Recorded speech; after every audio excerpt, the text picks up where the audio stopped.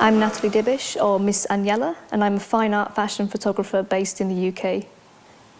Miss Aniela is my artist name, and it's also a brand name that covers the production team behind everything that I do as a photographer.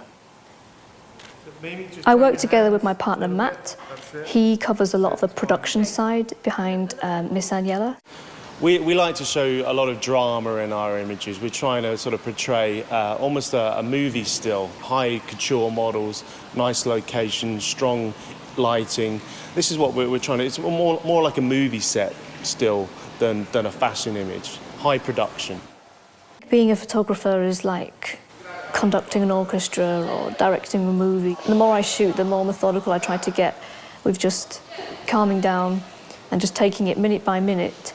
So trying to pin down as many of those moving parts as I can. So try not to get creative with pose until I've got the right composition of the location in my frame, and then lighting, and then checking the technical aspects. So it's about kind of locking down as many of those moving parts, if you like, and getting to a point where I can, the window of creativity is as slim as possible so that I can be, ironically, as creative as possible in that window. And to be honest, when I checked the pictures in the middle of the shoot, I was really impressed. I thought I was looking at medium format image. It was just very, I mean, the colours already, without any processing, are beautiful. And yeah, I'm just blown away. Today is a very well-lit, beautiful day. And we want to create this very dreamy scenario where we have a lot of light spilling into the shot. So by using ISO 64, I'm able to shoot wide open and to be able to achieve the look that I want in this scene. High resolution in my work and in any photographer's work is important, but it's redundant without the accuracy of autofocus. So one of the shots that I've been doing is a close-up of the model Mimi next to the zebra.